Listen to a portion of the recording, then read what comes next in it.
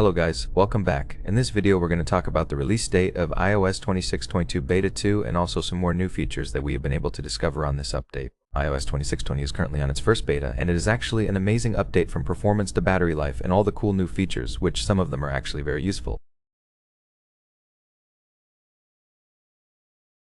This update is actually great. Now we're talking here about the second beta, which should come really soon and hopefully with even more very useful new features that will make iOS 26 even better. So in today's video we're going to talk about the release date of iOS 26.22 Beta 2 and also some more new features that we have been able to discover on this update. Now before I get into all that, I just want to ask you guys for a really quick favor. If you watch the videos and you find them helpful, please make sure to hit the subscribe button because most of you guys that watch my videos are still not subscribed, so that would actually help a lot. Now first of all, let's quickly talk about the battery life and performance of iOS 26.20. So taking a look here at the battery life, it is actually quite good. So here we have the battery life that I've been getting on this device with iOS 26.22 Beta 1, and you can see right here 53%. 10 hours, 7 minutes, 59% there, 11 hours and 24 minutes on screen, and then right here 9 hours with 122% battery usage.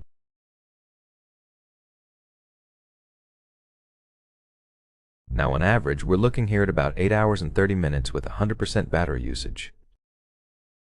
Now we'll have to keep in mind that the battery health on this device is at 88%, so overall a great improvement to battery life compared to iOS 26.21.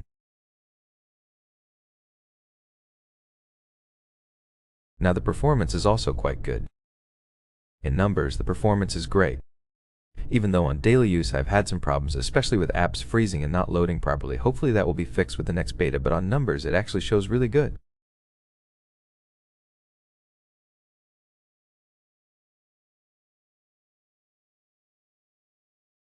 So there we have the screenshot from Geekbench 6 with the scores of iOS 26.20 Beta 1. 2981 on the single core score, which is great, and also really great on the multi-core score at 7616.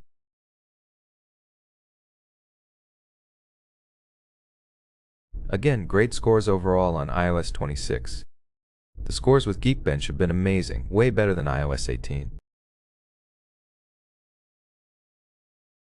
And now let's move on and talk about some more new features that we have been able to discover on this update. First of all, on podcast and with iOS 26.22, Apple has added a bunch of new features to the podcast app, and one of them that we didn't have the chance to talk before, which is really great, is the ability to basically have links like pop-ups right here on the playing screen.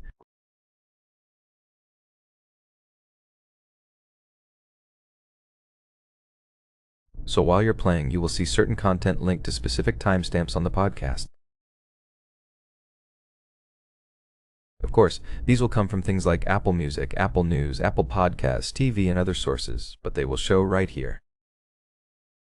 Of course, the publisher of the podcast has to actually enable them, and then let's say here if we are listening to a podcast on a certain chapter of that podcast, they're talking about a music album, it will show you the link right here that will take you to Apple Music to that album that they're talking about.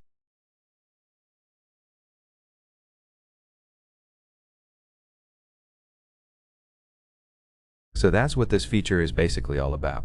And there is also a very cool new feature that actually hasn't yet been enabled, but it has been found on the code of iOS 26.2 Beta 1, and that will be found under the AirDrop section.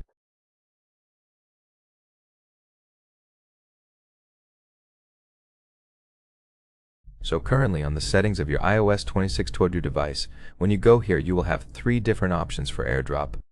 Basically you will have receiving off, which turns it off. You will have contacts only or everyone for 10 minutes. Now on the code, it is basically hinting at a new feature for AirDrop that will allow users to stay connected with someone for up to 30 days while using a PIN code, which will basically enable that connection, so you're connected for 30 days with that user.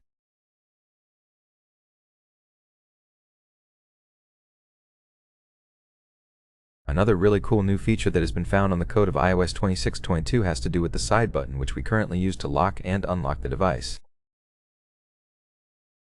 Well, there is a feature that is basically hinting, according to Macworld, it is hinting at the ability to customize the side button on your iPhone, basically allowing you to do something else rather than just locking or unlocking your device, and that should be actually very interesting to wait and see what Apple will actually do with that feature.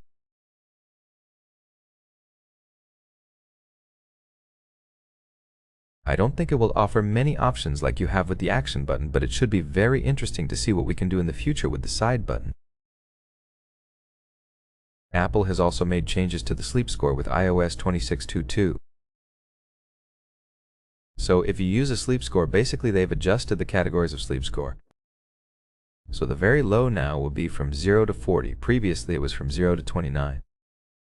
The low will be 41 to 60, the OK will be 61 to 80, and the high will be 81 to 95. Previously it was 70 to 89, and of course all the other ones will be the very high.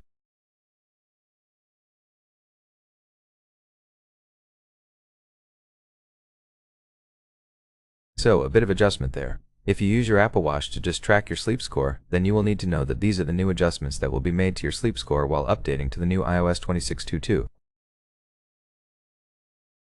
And last but not least, in Japan, now you will be able to install third-party app stores. Previously allowed in the EU, all the countries in EU will allow you on your iPhone to have third-party app stores basically, not just the App Store. Now in Japan that will be a feature as well, starting with the new iOS 26.22. And now let's talk about the release date of iOS 26.2 Beta 2, and we'll also touch a bit on the final release, see when it can happen and when you can expect iOS 26.2 to come out to the public.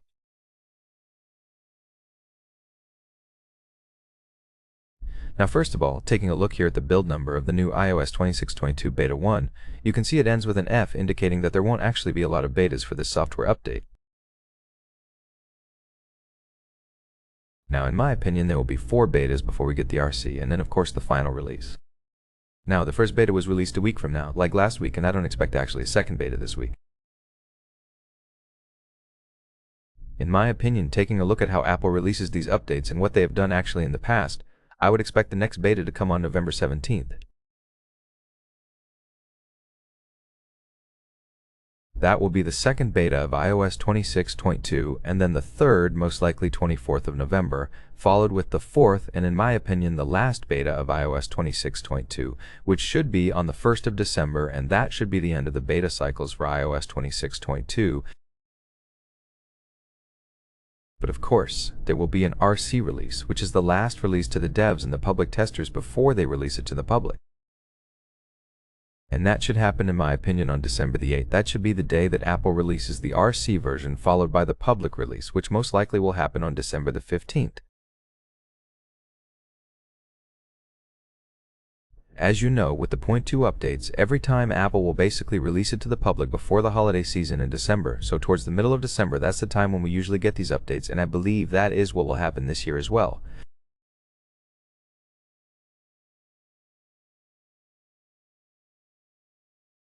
So, in my opinion, December 15th should be the day that we get this update released to the public with all the cool new features and changes. So, that's basically it for this video, guys. Hope you guys enjoyed the video and you find it helpful.